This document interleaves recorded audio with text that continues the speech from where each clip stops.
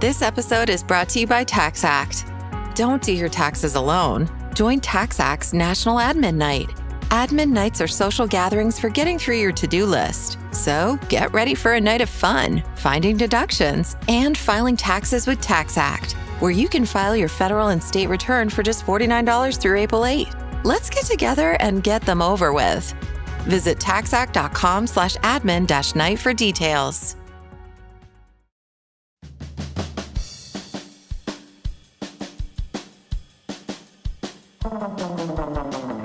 Welcome to The Secret Life of Cookies, where we try to solve the world's problems through the miracle of carbohydrates, one recipe at a time, with host Marissa Rothkopf and her dog, Bosco.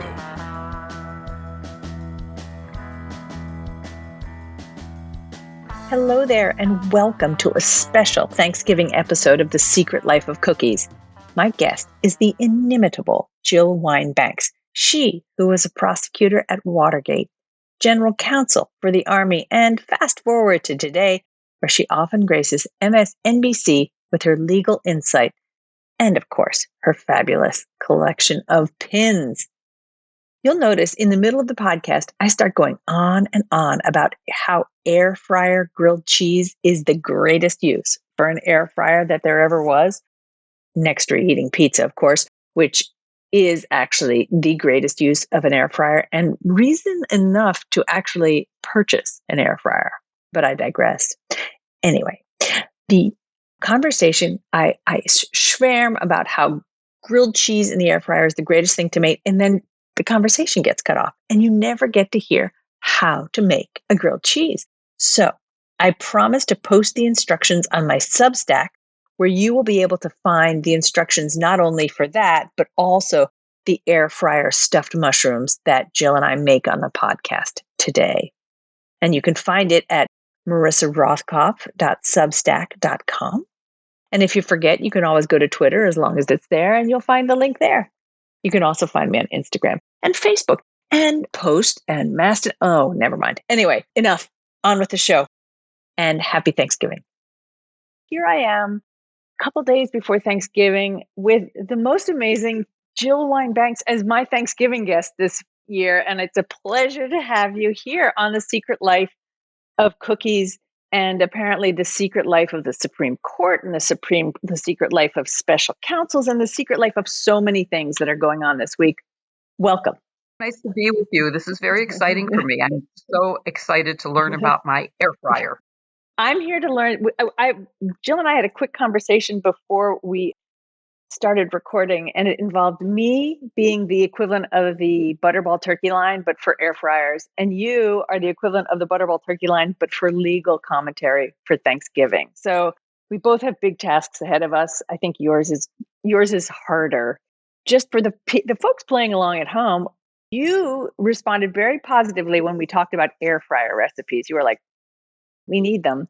And so I decided we were going to do air fryer apps. I'm a big proponent of making things super simple for Thanksgiving because, as my mother would say, it's just dinner.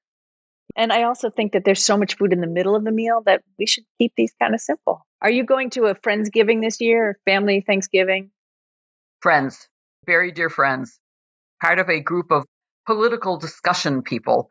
There's 5 of us, but I'm going to one of their houses. Okay. And you have agreed kindly to make them some garlic bread stuffed mushrooms. This is a recipe. I have a bunch of vegetarians showing up to my Thanksgiving feast. And so I want to make everything sort of vegetarian friendly.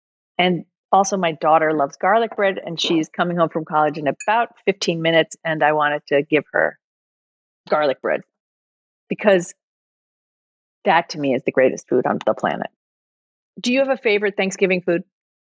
Well, for my family, actually, Jell-o molds are a tradition. And I actually own 2 Jell-o cookbooks. And so I always make Jell-o molds. And this year I am, in addition to the mushrooms stuffed with garlic bread that I will be doing with you, I am bringing a cranberry Jell-o mold, a recipe that I got from 2 sources, and I've sort of combined. One is from Michelle Cumbo, who is an MSNBC booker, and one is from my roommate, my first year of college, Trudy Burrs, who was Trudy Hapman when we were I'm sorry, not college, in law school. She was my roommate first year. And then I have from the Jell-o cookbook a lime and pear and cream cheese mold that is incredible and gorgeous. I have never been able to get it to layer the way the picture is. So I combine the whole thing into one layer that is sort of creamy green and beautiful with pears. It is the best. It's really good. My husband likes the cranberry one just as much. So those are my 3 things that I'm bringing to my friend's house. So Ellen and Paul, if you're listening, you now know what I'm bringing tomorrow. You have talked about Jell-o molds in the past, whether it was on Twitter or you and I have conversed about them, and we have to have a Jell-o mold session. We have to. Yes. My Aunt Mill made the best Jell-o molds ever using condensed milk. And one of my cousins recently found her long since gone recipe. And I've been afraid to try it because I know it won't taste like Aunt Mill's any more than her tuna fish salad could be replicated. I lived with her for the last few months of my 8th grade. My family moved out to the suburbs and I wanted to finish my grade school in the city. And so I moved in with my Aunt Mill and she made me tuna fish the first day. And I said, that's what I want every day. I can make other things. No, Aunt Mill, I want tuna fish salad every single day. She put piccalilli in. I know that. But what else goes in? I don't know what made her so special. It was really good. And her Jell-o mold had condensed milk and I believe some chopped nuts and some fruit. It was an amazing thing. Oh my God. It sounds like a work of art as well. You can remain on the podcast since you are a Hellman's person, if a Duke's person, but are also acceptable, but otherwise, I don't know. Mayonnaise has always been a hot topic somehow on my podcast. E. Jean Carroll is convinced that it goes on brownies. I'll just leave that there. I don't know about that. My husband thinks peanut butter goes on everything. Oh, he's right, though. That is true. Yeah. he has peanut butter and jelly every single morning. I mean, without fail. You too? Really? I used to be a Skippy chunky. Chunky has to be chunky, no creamy. But I have recently discovered that even chunkier is Signature brand, which is a local store brand. And try it. It's really good. That's funny because really I rejected the Signature brand only 2 days ago because that's all they had. And now I wish I'd known this. Okay, I will go back for the Signature brand. I won't go to 2 different grocery stores trying to find Skippy to make somebody happy. We have a lot to talk about. There are things even happening as I am here. I have sliced mushrooms for this appetizer. This is an appetizer you can make in no time flat. Like really, like while your hair's drying before you go, you can make these and take them with you. They take no time to cook. They are fun to make because it's sort of like playing with your food. And you can either use baby bellas, which I have here, or I use shiitake mushrooms because I like the ratio of mushroom to garlic cheesy bread, but that's me. You can use either. My store last night did not have shiitake, so I had to settle for baby bella, but you just said sliced. No. They're not sliced. I thought you said sliced, and I was like, whoa, I thought it was the cap that you were using. We're just using the cap, and we take the stem out, and I drizzle them with olive oil before I make my mixture in just the hopes that some olive oil sort of seeps its way into the sponge known as a mushroom. The baby bellas are delicious, especially if you like mushrooms. They're really meaty and nice. And then the mixture, and I've already made the mixture here for everyone at home. It's part fresh bread and part breadcrumbs. It is parsley. This I had time because I'd run out of oregano. Parsley is key ingredient, and also lemon zest, because I feel that so much of the food we eat on Thanksgiving has this sort of like dark flavor, except for your lime Jell-o. Like maybe it's my house that's dark. And it has 3 kinds of cheese in it because I can't help myself. It has Parmesan or Romano if you prefer it saltier, shredded cheese, and little baby chunks of cheese, which I'm showing here, which are like, I think it would be gross to say they're the size of baby teeth, but because no one wants to associate teeth with this. But anyway, the soft breadcrumb is good for absorbing the oil. And then there's garlic, and as much garlic as you want. And don't forget to put in some salt. And then you've made it. And then I take them. I'm just going to do one quick, and then we'll get on to the subject. And I literally just stuff them like this and I put them in my air fryer, which should be preheated, but you should make them all in advance and just put them on a plate. But I hold the little cup in my hand, I smush down the stuff like it's compacted, and then I put it down here. And then before I make it, before I put it in the air fryer, I'm pointing for the people at home who are only listening and don't know what I'm saying this about. It's Trader Joe's organic extra virgin olive oil spray. They have it at any place, any supermarket has it, olive oil or avocado spray. And then you just kind of spray it on. Listen for the spraying, people, like this. But I do it when it's in here, so it gets all over the aluminum foil lined air fryer. And then I cook it in. I've heard controversy about whether you can use aluminum foil or whether the air fryer is supposed to have holes so that so what's the story on that? For me, this is when I put in aluminum foil, I always leave space around the sides to keep the circulation going. But I make a little tray, but also I don't want to spend Thanksgiving afternoon cleaning my air fryer. You're still going to get fantastic. The whole point of an air fryer, basically, it's like convection heat. So it's high heat circulating in a small space, which gets fantastic browning because you're right at the heat source, and the air is circulating, so it pulls moisture out and leaves it and creates the Maillard effect, which is the caramelization that you want that makes things taste delicious and fried. So I have another question. You said you drizzled olive oil on the mushroom cap. Was that on the inside and the outside? Yeah, I just this is lazy cooking. It is throw them in a bowl, toss it with some olive oil, and if you want, you could even put a little salt in here and just let them sit while you're making the mixture. Okay, good point. And I want you to know that I have a olive oil dispenser. It's a glass bottle with a sprayer, and you just put your own olive oil in it, so you know you're getting really good quality olive oil, and you pump it. Should I go get it and show it to you? No, I think I had one once, but I broke it. But you've reminded me that it's a good thing. Maybe I'll ask Santa for it for Christmas. I think it's a good Santa present, definitely. I think that's what I'm going to get, probably for myself, but I'll get it. But then you're done. These things take maybe 10 minutes to cook, and I cook them at at 350 degrees. I cook them higher initially, and then what happens? They turn brown too quickly because you want to make sure that the stuff in the middle gets sort of bubbly and good. So 350, and you've got it. And you have a nice air fryer. Mine's an old-fashioned one. So how do I get it from that hot bubbly in my air fryer to be serving at least 40 minutes later at my friend's house? Well, I think what I would do is transfer it to an aluminum foil pan or a pretty pan. And quickly at her house, I would either pop them in the microwave or just leave them covered in a warm oven for a little bit to heat up. Unless she has an air fryer there herself. Or a toaster oven. I'm sure she'll have her oven going. I'll be able to throw it in her oven. I've eaten them at every temperature. The only thing is they will be nice and brown. So make sure you put aluminum foil over them so they don't burn while they're browning. That's the only thing. I want to talk to you about, so you have any other questions about your air fryer before we leap into? No, I'm very excited about trying this. I've made a very successful eggplant parmesan, which really took advantage of the air fryer because there was no fat and it browned and crisped up beautifully. It was really, really good. That was a really nice meal. Do you dip the pieces in like breadcrumbs or did you just like spray them with oil? No, I did a 3-part thing. It was first flour, second egg, third breadcrumbs, seasoned breadcrumbs. And so it was mixing it in all of those, then browning them.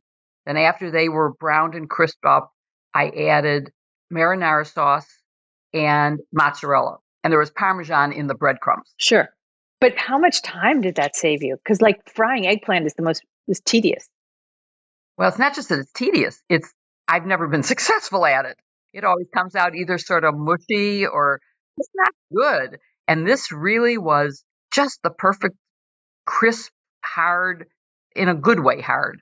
It was really, really good. It was a very nice meal, and I made more than I needed, and it reheated very nicely the next night for another meal. That's great. That's why I like these mushrooms because they get so crunchy, crispy on the outside. And then in the inside, they're soft, and the mushroom is perfectly cooked and juicy. So I wrote a review of the air fryer way back when for Newsweek when I was reviewing kitchen gadgets for them. And I was like, whatever. This is overblown. This is sort of stupid. Who wants this taking up space? And then I learned to make grilled cheese in it. Some lovely person on Twitter, if it's you, if you're out there, please let me know it was you because you deserve a medal, said, you got to make grilled cheese in it. And I said, yeah. And I literally went straight from Twitter to the refrigerator to my air fryer. I was like, prove it. I haven't looked back since. It's awesome. When you go to Thanksgiving dinner, what is the thing that you know people are going to ask you because of your legal background, your legal prowess? What's going to be the first thing? This Thanksgiving, they're going to be asking about the special prosecutor, why it took so long for it to get to this point, when it's going to happen. Most of those questions are things that are unknowable. It would just be pure speculation. I, of course, have learned a lot about the new special counsel. I don't know if anyone's going to ask, but I sometimes get asked about the rules for the special counsel. I like the rules we operated under and not the ones that exist now. There is no real independence now. The Attorney General makes the ultimate decision. And you saw in the Mueller case how the Attorney General completely abused that authority and announced a false conclusion, a false narrative of what the report said before the report was released, and formed an opinion that never sort of was able to be undone.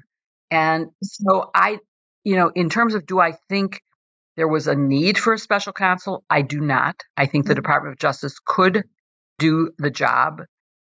Do I think there were extraordinary circumstances? Yeah, it is sort of extraordinary that you have a twice impeached person running for president a third time.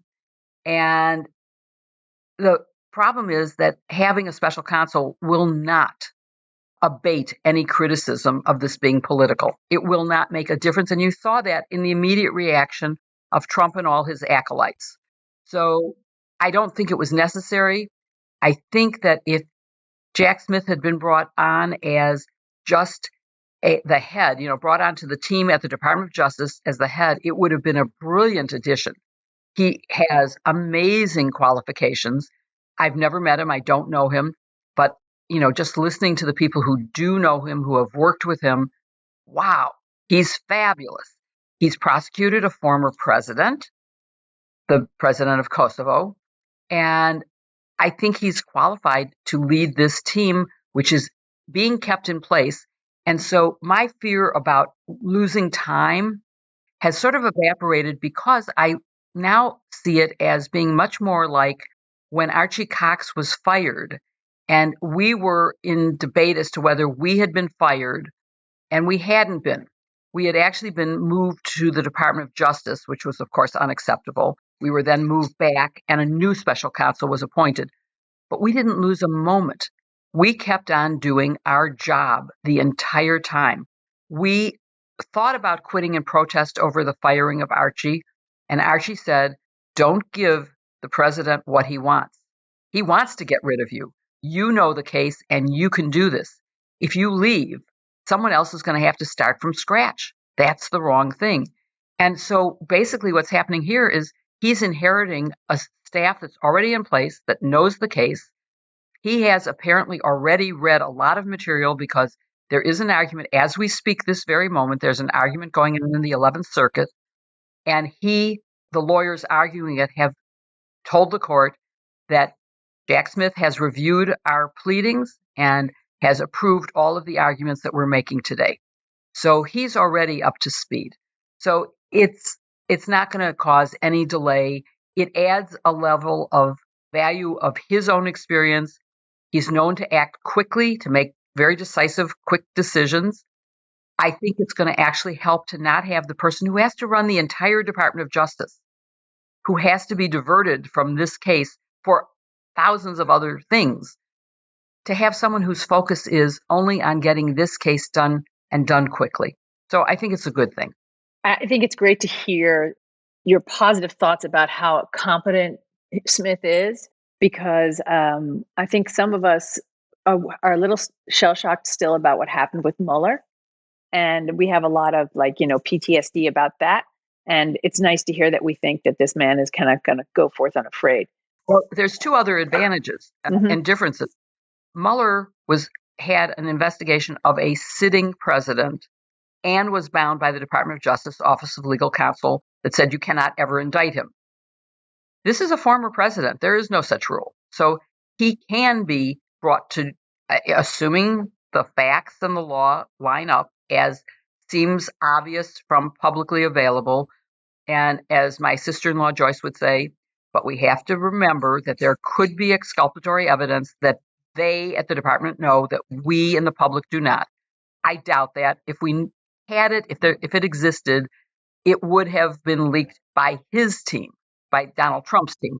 So I don't think there is, but okay, caveat, there could be, and that could explain non-action. Based on the currently available evidence, there are a lot of crimes to indict him for, and it should be done quickly. So the other advantage is that a special counsel doesn't go away when the administration changes. So while I expect indictments during the next 2 years, I don't expect the trial to be completed. Although I will also say we were appointed and started from scratch in March of 73. The verdict was January 1st of 75. So it is possible in less than 2 years, in basically, I think, 19 months, we went from opening an investigation to indictment, arguing in the Supreme Court, having a tapes hearing, and convicting. So it could be done in the next 2 years, but court schedules now don't seem to be favoring that. So it's good that someone cannot be fired except for cause and will outlast the current administration. Refreshing wild cherry cola meets smooth cream. The treat you deserve. Pepsi Wild Cherry and Cream. Treat yourself. I think that's the thing that helps me sleep at night and helps me digest my food on Thanksgiving. You used the word leak, which reminds me that one, I do have leeks, and I think I'm going to make a bread pudding with leeks, but that's neither here nor there. The other kind of leak, because this is the kind of podcast this is, the other kind of leak, the one that happened, a couple of years ago with the Hobby Lobby case and the Supreme Court. And then the latest leak, the Dobbs leak. And your feeling, so if I'm sitting next to you at Thanksgiving and I'm like, tell me, the Supreme Court, it's getting me down. I don't think it's been this messed up since Dred Scott. How can I sleep at night? I mean, it's worrisome to me. Unfortunately, Marissa, I'd have to agree with you. It is messed up. I'm sorry. And I think this newest revelation, and of course, it sounds from the reporting pretty credible, but I would need to know more. I haven't seen or heard the person, the formerly anti-choice person who was an evangelical who basically plotted and got rich donors to contribute to a Supreme Court organization so that they could socialize with justices and become friends with them and then have dinner with them, and whose emails seem to indicate that one of those people had dinner with Justice Alito and his wife Maureen, and then wrote emails about what Maureen and Alito had told them about the Hobby Lobby decision. And, you can argue, what difference does it make if he learned a few weeks ahead of the decision who wrote it and what the decision was going to be? Well, it does matter. It's just our system is not supposed to be where rich people get access to that kind of information. And therefore, it's really pretty terrible. And it also shows how easy it is to suck up to the Supreme Court. You pay your money and you go to these events and you get to be friends with them. And, I worked with Justice Breyer, former, now retired Justice Breyer. He was part of the Watergate team.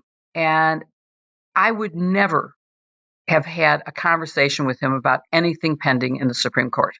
When I saw him at social gatherings or Watergate reunions, or we were on a panel together, that it would never have crossed my mind to ask anything. And it would never have crossed his mind to have answered that question should I have been bold enough and stupid enough to have asked it. So it is now, we have to say in terms of this, Justice Alito has denied that he said anything. He's denied that his wife said anything. Although it's interesting that he didn't say, and my wife wouldn't have known anyway, because she shouldn't have either. That raises the question of Ginny Thomas and Clarence Thomas. But he instead of saying she didn't know, he said she never said anything. Which, does that mean she did know? And why did she know? And I guess, okay, we're all human. We might talk to our spouses in ways that we shouldn't, but I never did during Watergate. And I don't know why anybody else should. If my husband is a doctor and comes, or if I'm a doctor and I might tell my spouse about some diagnosis of a friend of ours, I don't expect him to go tell somebody, right? Like it just isn't and I never thought that I would be interested in knowing who the Supreme Court spouses were, right? And that they would sort of like, suddenly I'm, thinking about Ginny Thomas, and I really think I should be. Do you ever see the possibility that these guys would come around to recusing themselves from anything? And this is obviously like fantasy talk because. Well, it isn't fantasy, Marissa. In the argument of U.S. v. Nixon, the tapes case, Justice Rehnquist recused himself. And it was a unanimous vote, but it was 8-0 because he had recused himself. So prior justices have seen potential conflicts and have recused themselves. Why we are living in an era where you can have someone with what is an obvious conflict to everyone, and he will not recuse himself, and why he was the lone dissent on a case that really was directly involving his wife. I mean, she wasn't a party, but she had a clear interest in it. I can't say. I mean, it's terrible. And then they raise the issue of separation of powers, that Congress cannot legislate something because it would be interfering with another branch of government. Right. So I feel like we're sort of our hands are tied unless people decide to put their ego aside. And that's the big question right now. So I feel like this is a little bit of the lightning round of this portion of the podcast, where you have to prepare us all, because I suspect people will be listening to this while like chopping potatoes at home, though they could save a lot of time by just buying the little potatoes and not bothering. But for the lightning round, you're sitting on one side next to your Trumpy Aunt Gertrude, and on your right hand side to your super hyper liberal Uncle Morty. And I feel like, I have to be, I'm not going to have this. Not at my table, but there are those out there who are going to be stuck between these people and having to like deal with the answers. And I wonder if you have some quick off the cuff sort of answers for people who say to me, oh, Georgia, nothing's ever going to happen with that. That governor's going to, pardon Mr. Trump. Is that possible? No, actually, in Georgia, the governor does not have the pardon power. It's one of 3 states where the governor cannot pardon anyone. It goes to a board, a pardon board. So I'm pretty relieved about that, because I actually worried about that. And I actually said, I believe, on Sisters-in-Law last week that could happen as a warning. And I had to tweet this week saying, while there's still a Twitter, I had to tweet. And I'm starting to use Mastodon, but I'm not figuring out so well how to. Mastodon is not as good. I've started using Post and find it a much friendlier interface. Oh, tell me more about it, because I just saw something about it and I was afraid to sign up because it sounded too good to be true. The part about it that isn't so good to be true is that it's a bit in the beta stage, so there's still a lot of good things to come. There's still bugs, there's still development to occur, but from an interface point of view and the grounding of the owners, that they're grounded people as much as whatever you can expect, that it seems like a good place.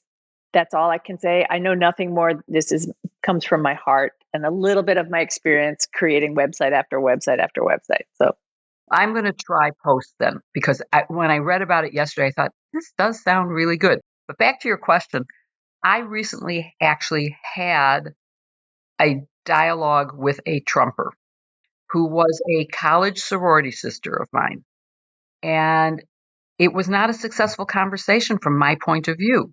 Someone else, another pledge sister, said, "You don't really believe that he actually won the election." And she said, "Yes, I absolutely do." And I said, "Well, I don't want to make this uncomfortable. And if you don't want to answer, I'll drop this." But I don't usually have an opportunity to speak to someone who has that viewpoint. So if you wouldn't mind, I'd really like to know what facts you base your conclusion on. And she said, "Well, because the Democrats had machines that flipped votes and they totally manipulated the vote."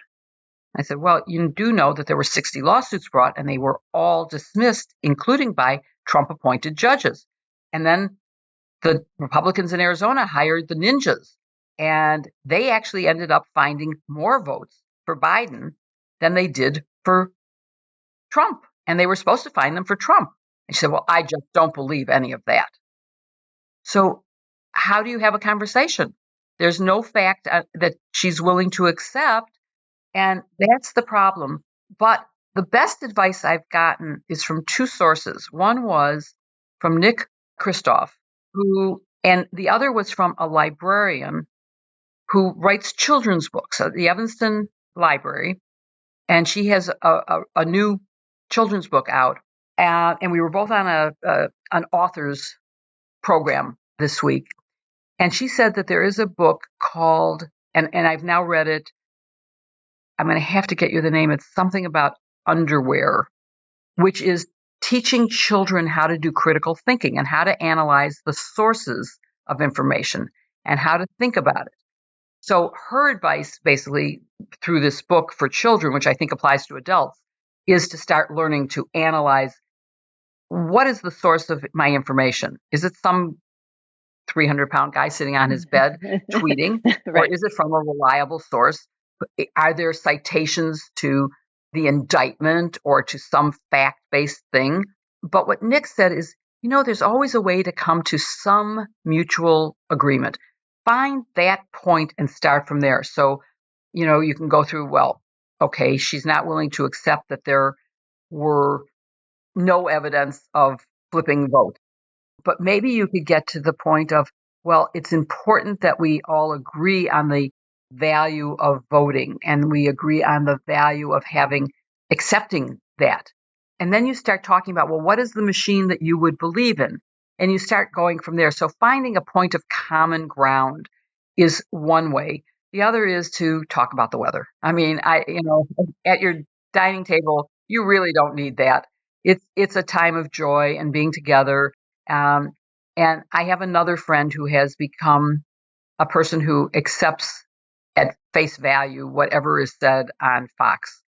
And I think I'm at a point of saying we need to talk about our workouts, our cooking, whatever it is, but we can't talk about this anymore because I don't feel I'm being heard, and it just isn't good for my psyche. And so let's be friends without talking politics. And my husband, who's an antique dealer, has a rule: nothing about religion, nothing about politics are discussed in the store, because your customers come from all over and you don't want to get into that. So that's not a bad advice for the holiday season of, enjoy being together without any of this stuff that makes us all upset and tense and spoils the holiday. Take a deep breath and just forget it. Enjoy the food, enjoy the cooking, enjoy the garlic stuffed mushrooms. Exactly. And I would like to try and enjoy that lime molded piece. I'm going to send you a picture of the cookbook with the picture of how it's supposed to look. And you'll see I've annotated it to say, just mix the whole thing together in one layer and don't try to do. If you know the trick to getting, the first layer is just plain Jell-o. The second one is mixed with the cream cheese. And it looks beautiful, but it slides off. I could never get it to quite stick. I never got it put together at exactly the right moment where they would stay together. So it was just easier to mix it together. And I think it tastes actually maybe even better. Yeah, it's all in one mouthful. That sounds good to me. Well, thank you for encouraging me to embrace the Jell-o mold. And just before we leave, along with wishing you a very, very happy Thanksgiving, and thank you, I think everybody thanks you for a reminder of why we should leave politics and religion at the door. Because also, I feel that some of the people who we're talking to who are staunch acolytes are acolytes in the way that, Trump is their beliefs in Trump, and people like them are on a religious level. But I would say everybody else, not the Trumpers, but everybody else should vote. That is really crucial. And if you are in Georgia, of course, it's really critical. People don't recognize how important that extra seat is. It's the difference between having an equal number of members of every committee, making it hard to get things out of committee with a recommendation for the floor, for the full House. And that makes a big difference. So it's really, really important. And also you never know, what changes might come in the future. Having that, and also Manchin and Sinema, it's nice to have the extra vote in case one of them defects from the Democratic position. So please, if you aren't in Georgia, if you are, vote. If you aren't, send postcards into Georgia. Do phone banking. Do something to help get out the vote. And that's the most important thing. I agree. As a lifelong pin collector, let me just say that it is a pleasure to be in your company. And I have to ask you one pin question. Do you put your pins on before you put the piece of clothing on or after? It depends. And sometimes I put them on before and then remember I hadn't taken a picture. So I have to, after I'm dressed, take it off, put it on something to take a photograph to post with my, I'm going to be on MSNBC, or I'm going to be, right now, I'm not wearing a pin for your show because I didn't have a cooking pin, but I'm going to put on a vote pin. Great. It says, make a plan to vote. It's your best way to be heard. And because I'm doing a podcast with some Gen Zers and they need to make a plan to vote. So that's the pin I'm going to wear for that podcast. And I do choose my clothes to match the pin that I have selected. You didn't ask that, but it's sort of like I put this top on and then I suddenly realized I hadn't thought through the pins. And then when I looked at my pins, the pin I had planned on wouldn't show up on this. So I had to switch pins. But normally I pick out the pin and then I walk through my closet and say, oh, that'll look good with this outfit. So that's how I pick what I wear. It's based on what pin I have chosen to send the right message for the podcast or for the MSNBC show. I'm going to reorganize my pins this weekend, inspired by you. And I thank you so much for being here on the podcast, and have a wonderful, wonderful Thanksgiving. Call me 24/7 about your air fryer questions. If I have problems cooking this on Thursday, I will be calling you for sure. A very special thank you to Jill Wine-Banks for taking time to join me in the kitchen. And a happy Thanksgiving to all of you. I am thankful for all of you and thankful that you're willing to spend time with me. I am so happy that you are here. May all your carbs be buttery and all your pies be a la mode this Thanksgiving. Thank you so much, and I'll talk to you again next week. Quick interruption. Here's a helpful tip. Thinking about updating your home? TikTok is full of simple DIY and decor ideas. Small changes, big results. All in quick, easy videos. Download TikTok now.